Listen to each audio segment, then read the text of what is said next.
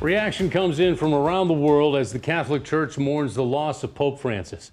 Thanks for joining us. I'm Rob McCartney. I'm Quinicia Fraser. We have team coverage at the Pope's death at the age of 88. You can see a live look in Vatican City right now. They're in the upper right-hand corner of your screen. Caitlin Norwood is in Washington tonight with how the first Latin American pontiff is being remembered around the world and his legacy moving forward. First, though, we want to go to KETV News Watch 7's Eddie Messel. He's live outside St. Cecilia's with a reaction here locally. Eddie?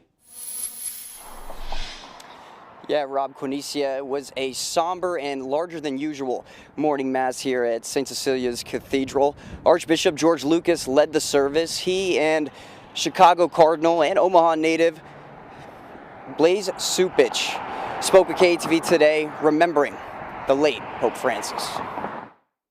We pray for Pope Francis. Archbishop George Lucas and the Omaha community pray for Pope Francis after learning the news of his passing early this morning.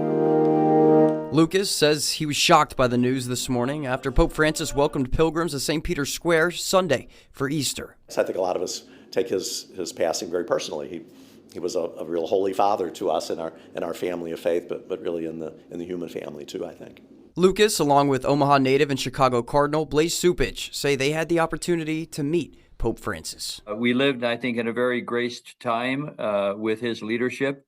And so I guess I just come away with sadness, but also great gratitude. Both shared their memories and stories of what they will remember most of the pontiff. Really, my fondest memory is just seeing the way that he kind of waded into the crowds, either at St. Peter's or wherever he might be visiting. He's a man who wanted to accompany people and let people know that he was a fellow pilgrim with them. He wanted people to know that he always was drawn near to them, and he did that yesterday in the last day in which he was alive. Cardinal Cupich says he'll remember the Pope's amazing sense of humor and his willingness to see life differently. And I think that that's what we should appreciate about this man. He gave us a different vision of how we should look at the world, each other, and our mission. Even if that vision was controversial at times, it's something he challenged his archbishops to embrace. He really challenged us, I think, to address issues in our world and our society that are really moral issues first. They often have a lot of political overtones, but he really addressed them as a pastor, as a messenger of the gospel.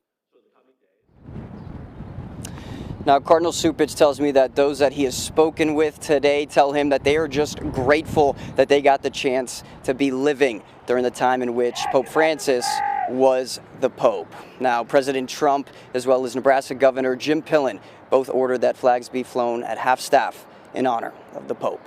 Reporting live from the Cathedral, Eddie Messel, KTV News Watch 7.